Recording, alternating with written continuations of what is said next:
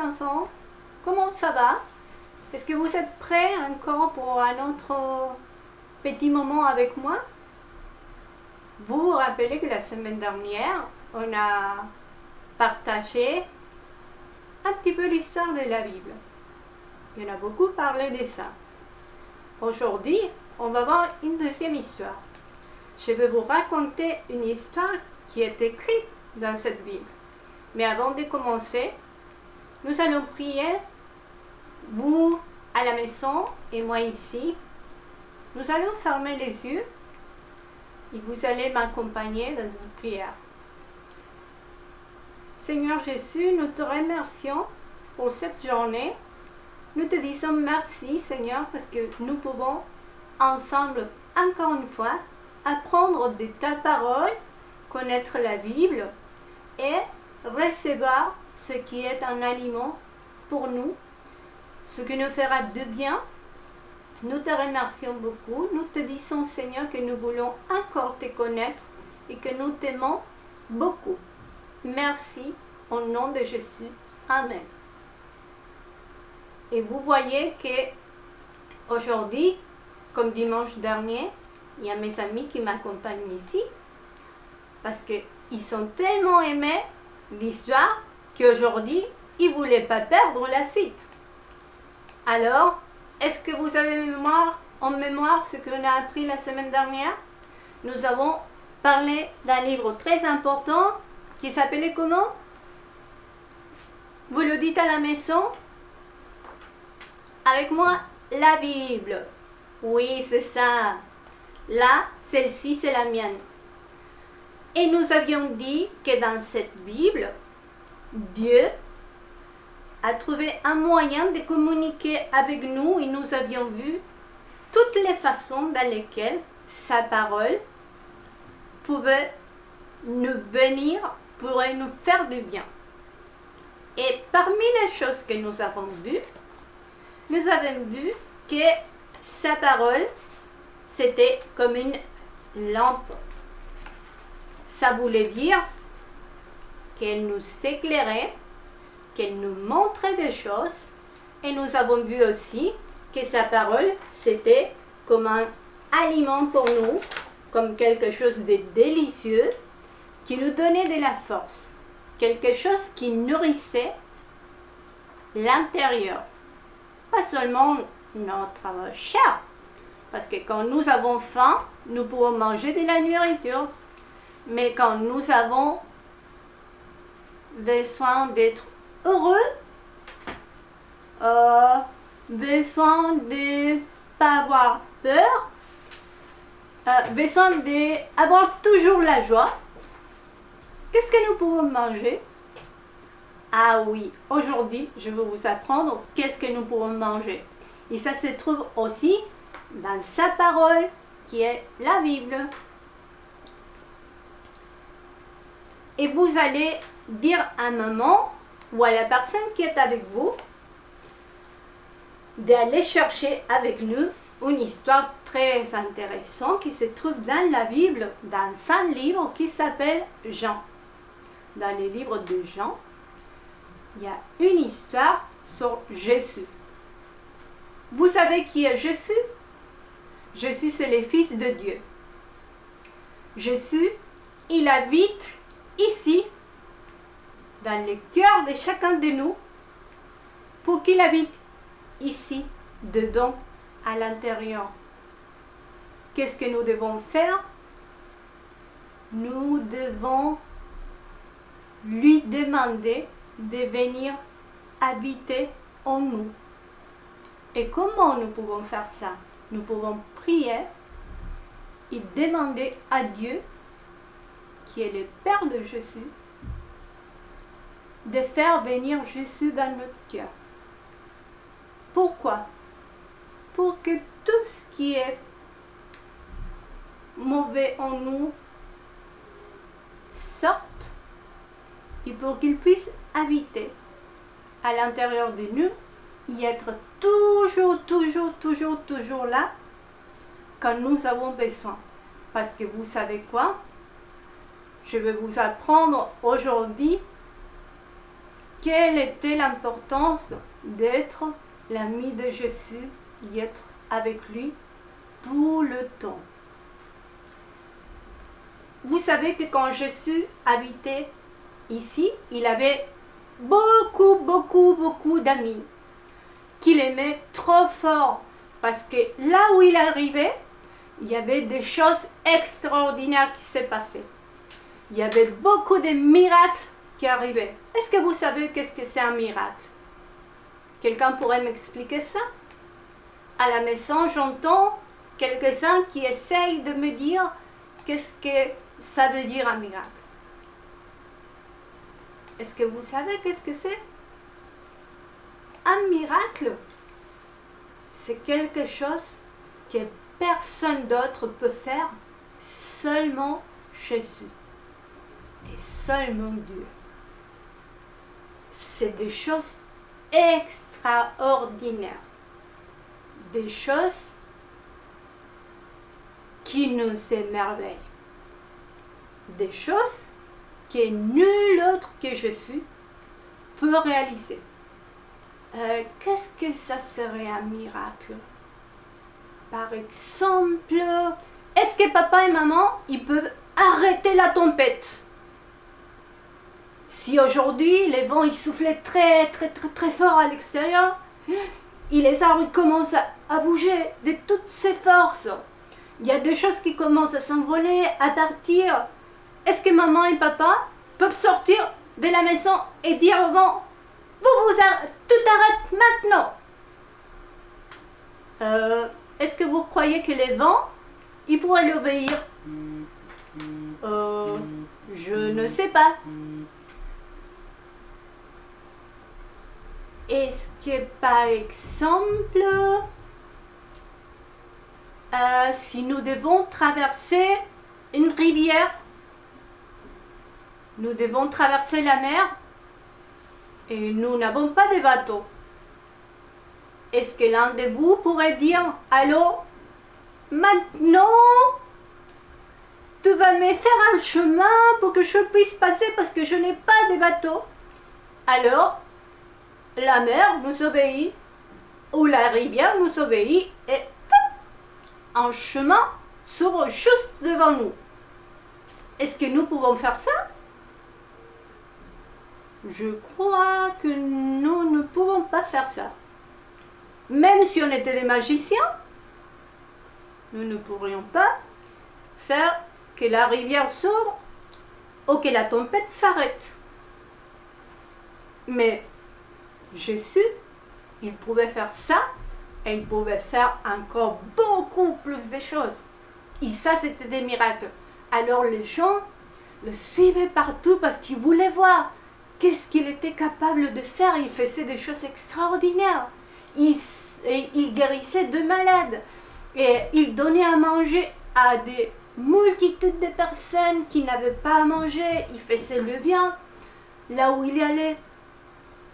Alors, un jour, Jésus s'est promené avec ses amis dans une ville. Il a pris le bateau, il a changé de village. Et les gens suivaient Jésus partout où il allait parce qu'ils avaient entendu dire que Jésus, qui était là et qui était l'ami de toutes les personnes qui voulaient le rencontrer, était en train de faire des merveilles et des miracles. Alors, chaque personne qui entendait parler de Jésus, il voulait s'approcher de lui pour voir qu'est-ce qu'il était capable de faire. Et si vraiment il était le Fils de Jésus, de Dieu, et si vraiment il était tout puissant, et si vraiment il faisait des miracles, et si vraiment il aimait beaucoup les personnes. Alors, il se trouvait assis dans un endroit. Il y a des gens qui ont commencé à arriver petit à petit, et tout à coup, il y avait beaucoup de monde. Beaucoup de personnes, comme quand vous voyez à la télé un match de foot, il y a beaucoup de monde, comme ça.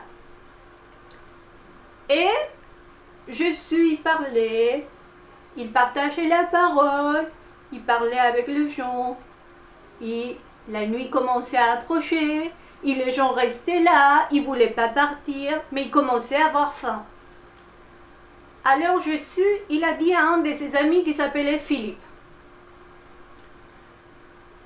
où est-ce que nous pourrions acheter du pain pour donner à manger à toutes ces personnes-là?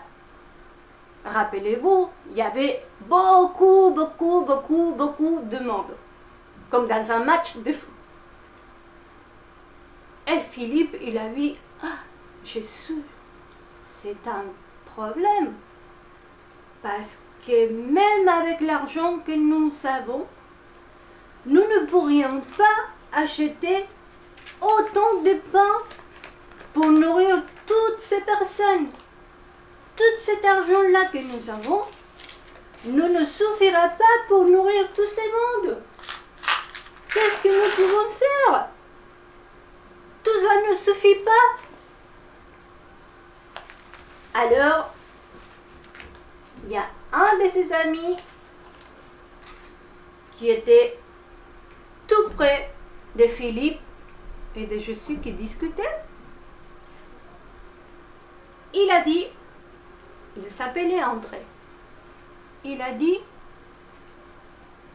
je connais un petit garçon qui est parmi la foule, qui a avec lui un petit panier avec 5 pains et 2 poissons. Alors Philippe, il a rigolé parce qu'il a dit, mais avec 5 pains et 2 poissons, tout quoi que nous pouvons donner à manger à toute une foule de gens, ça ne suffira pas. Alors Jésus, il a dit, fais venir ce petit garçon. Et ce petit garçon s'est approché avec son panier qui avait juste 5 pains et 2 poissons. Alors, Jésus il a dit, est-ce que tu veux bien partager avec les personnes qui sont là tes pains et tes poissons? Et vous croyez que le garçon, il a dit quoi? Ah non, j'aime pas partager. Mes poissons sont pour moi. Non, c'est pas, c'est ma maman qui me l'a donné. Je n'ai pas envie de partager, moi. Non, ils sont qu'allés acheter au supermarché.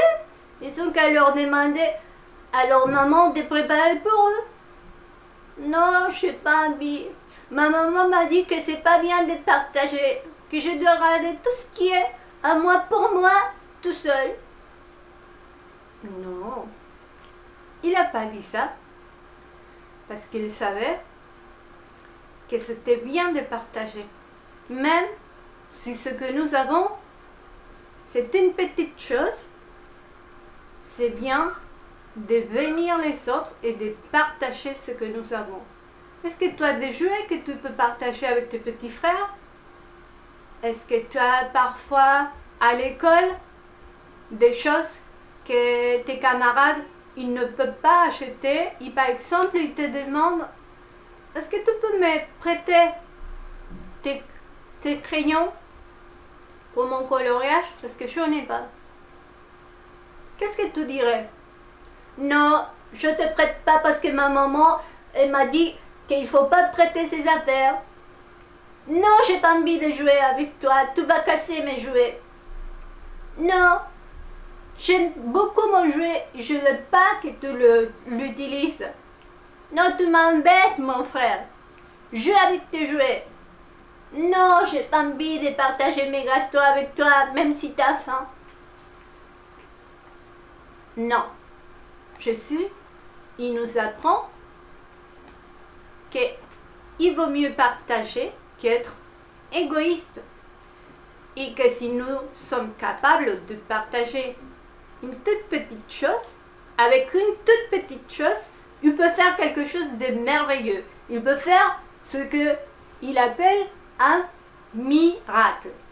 Alors ce petit garçon, qu'est-ce qu'il a fait? Il a ramené son panier avec ses 5 pains et 2 petits poissons. Et alors, Philippe et André, qui regardaient Jésus, ils se demandaient là, dans leur tête, sans rien dire, comment il va faire pour nourrir autant de monde avec si peu de choses. Alors Jésus, il a pris les pains et les poissons. Il a prié. Il a remercié Dieu pour ce qu'il avait dans ses paniers. Et il a demandé à Dieu que ces 5 pains et ces 2 poissons puissent servir et se multiplier pour nourrir toutes les personnes qui étaient là. Vous savez qu'est-ce que ça veut dire multiplier? Ça veut dire qu'une chose qui est toute petite devient grande. Ça veut dire que si je n'ai un, d'un coup, je peux en avoir 10. Mais comme ça se fait, c'est pas possible. Il n'y a que Jésus qui peut faire ça. Et voilà, c'était le cas. Jésus, il était avec eux. Qu'est-ce qui s'est passé? Ce qui s'est passé, c'est que quand les disciples, les amis de Jésus, ils ont commencé à prendre un poisson pour nourrir la foule, il y en a un, et derrière celui-ci, il y avait un autre, et un autre, et un autre, et un autre, et ça finissait pas. Il y en avait plein, et plus ils sont sortis, plus il y en avait. Et ils ont pris les deuxièmes, et pareil, il y en avait partout, beaucoup, beaucoup. Ils pouvaient donner à manger à toutes les personnes qui étaient là, affamées depuis toute la journée, d'être là en train d'attendre Jésus. Et après, ils se sont dit, comme ça se fait? Ça s'est arrivé avec les poissons. Est-ce que si nous demandons de pain, maintenant le pain ne sera pas suffisant? On a beaucoup de poissons, mais on n'aura pas assez de pain. Mais vous savez quoi? Encore un miracle. Parce que quand ils ont pris un pain, il n'y a pas un pain qui est venu. Il y en avait 1, 2, 3, 4, 5, 10, 20. Et encore, ils sortaient et le panier il était plein, plein. Il y en avait partout pour tout le monde. Et tout le monde pouvait manger. Et beaucoup de pain et beaucoup de poissons. Alors, les gens s'émerveillaient parce qu'ils disaient, c'est vraiment Jésus, c'est vraiment le Fils de Dieu. C'est vraiment lui qui peut faire des choses comme ça. Lui, il a prié. Et les poissons et les pains se sont multipliés. Il y avait un tout petit peu. Et maintenant, on en a beaucoup, beaucoup, beaucoup, beaucoup, beaucoup. Et ça, c'est la nature de Dieu. Ça, c'est le cœur de Jésus. Il nous aime tellement, tellement, qu'il est capable de nous donner beaucoup plus de ce que nous croyons et de ce que nous attendons. Dieu nous aime tellement, tellement, tellement qu'il est capable de faire des miracles pour nous. Oui, Dieu peut faire des miracles. Dieu peut guérir une personne qui est très, très, très malade. Dieu peut te donner, si tu as besoin de quelque chose, et tes parents ne peuvent pas te l'acheter, ils ne peuvent pas l'avoir, tu peux prier pour que Jésus il puisse te donner ce dont tu as besoin. Il peut s'occuper de tes besoins et prendre soin de toi et prendre soin de moi parce que lui, il est un Dieu tout puissant.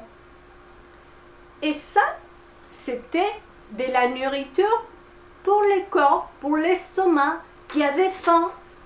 Mais aussi dit sa parole, la Bible, que Jésus, il est appelé le pain des vies. Il y a un verset de la Bible qui dit, Jésus leur dit, je suis le pain de vie. Celui qui vient à moi n'aura jamais faim et celui qui croit en moi n'aura jamais soif. Qu'est-ce que ça voulait dire? Que nous allons manger Jésus. Nous allons croquer Jésus. Non. Quand nous avons faim, nous croquons un morceau de gâteau, un bon petit pain chaud, avec du Nutella, avec du chocolat. Nous mangeons quelque chose qui est au frigo, dans les bacs à légumes, dans les paniers à fruits. Mais quand Jésus dit qu'il est le pain de vie et que nous pouvons manger de lui, que nous n'aurons jamais faim, il veut dire que quand nous allons à la Bible et que nous lisons sa parole et que nous apprenons des versets bibliques, cette parole que nous apprenons et ces histoires que nous lisons dans la Bible sont pareilles qu'une bonne nourriture. Elles peuvent nous rendre aussi forts qu'un bon repas. Vous vous rappelez qu'on avait dit ça? Ça veut dire que Jésus, il peut nous nourrir de sa force, de sa puissance, qu'il peut nous donner beaucoup d'amour et des choses qui vont nous faire grandir, être heureux, être contents et être toujours plus fort et plus grand. Alors, je vous invite à partager cette histoire avec votre famille et à demander régulièrement aux adultes de vous lire une petite histoire de la Bible, comme l'histoire des 5 pains et 2 poissons, comme une histoire des miracles, ou comme toutes les histoires dans lesquelles Jésus il nous a appris qu'il nous aime énormément et qu'il prend soin de nous et qu'il veut nous apprendre beaucoup de choses. Je vous attends dimanche prochain. Peut-être que ça ne sera pas Myriam qui sera là. Peut-être que c'est la pasteur Gloria. Ou peut-être que c'est Mélanie. Mais c'est important pour nous que vous soyez là pour entendre et pour apprendre et pour partager avec nous ces histoires qui nous font de bien. Le Seigneur vous bénisse beaucoup. Nous allons vous envoyer par mail. Vous pouvez demander à maman ou à papa de récupérer pour vous sur les sites de l'église ces dessins-là avec les versets bibliques que nous avons appris aujourd'hui. Et vous pourrez faire un beau coloriage et le coller au frigo ou quelque part où vous allez vous rappeler de cette histoire. Et surtout, le plus important, apprenez ce que dit la parole de Dieu. Ce n'est pas difficile, c'est simple à apprendre. Nous allons le répéter encore deux fois. Jésus leur dit, je suis le pain de vie. Celui qui vient à moi n'aura jamais faim et celui qui croit en moi n'aura jamais soif. Jean 6, 35. Est-ce que vous pouvez leur dire encore une fois avec moi? Je suis le pain de vie. Nous le disons ensemble. Je suis le pain de vie. Celui qui vient à moi n'aura jamais faim. Dites avec moi. Celui qui vient à moi n'aura jamais faim. Et celui qui croit en moi n'aura jamais soif. Nous le disons ensemble. Et celui qui croit en moi n'aura jamais soif. Jean 6, 35. Je vous souhaite un très bon dimanche. Que le Seigneur vous bénisse et à bientôt.